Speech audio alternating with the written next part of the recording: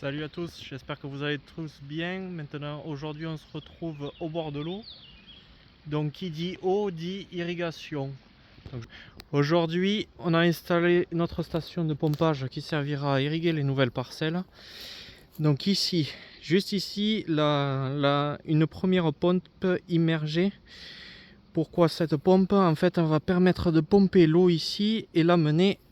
On suit, bon, ça passe un peu dans la végétation, les broussailles, et ça remonte sur une pompe plus haut. Parce qu'avec la pente, il faut plusieurs pompes de pompage pour réussir à monter, à acheminer l'eau jusqu'en haut de la parcelle. Donc bien entendu, on l'a attaché avec des câbles aux arbres. Ça sert à éviter. Alors un câble ici, un câble là-bas qui est attaché à cet arbre là, pour éviter au moment des crues que la pompe ne se fasse emporter. Donc on pense aux orages où on a de l'eau un peu plus agitée, et le danger le plus qu'on peut retrouver, c'est les troncs d'arbres ou les choses comme ça qui risqueraient de venir taper dans la pompe et de la mener loin avec les flots.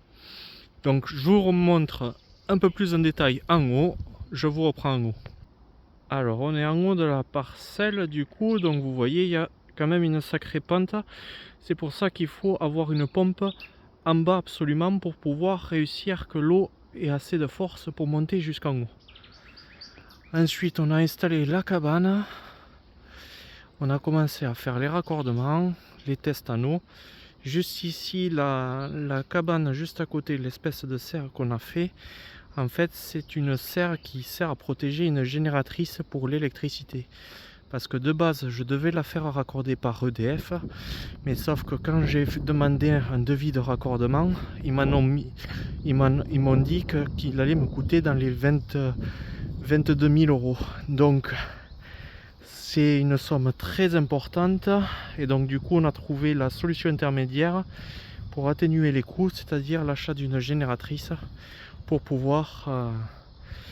ça soit moins coûteux. Et en effet c'est moins coûteux, on en a eu pour 4 000 euros livrés à la maison. Donc c'est un très bon compromis qui nous permet d'arroser. C'est pas forcément l'idéal, mais bon, provisoirement dans les délais qu'on a, c'est suffisant. Donc ici nous avons notre pompe du coup qui va acheminer tout ici, et ensuite là de toute manière le chantier n'est pas fini.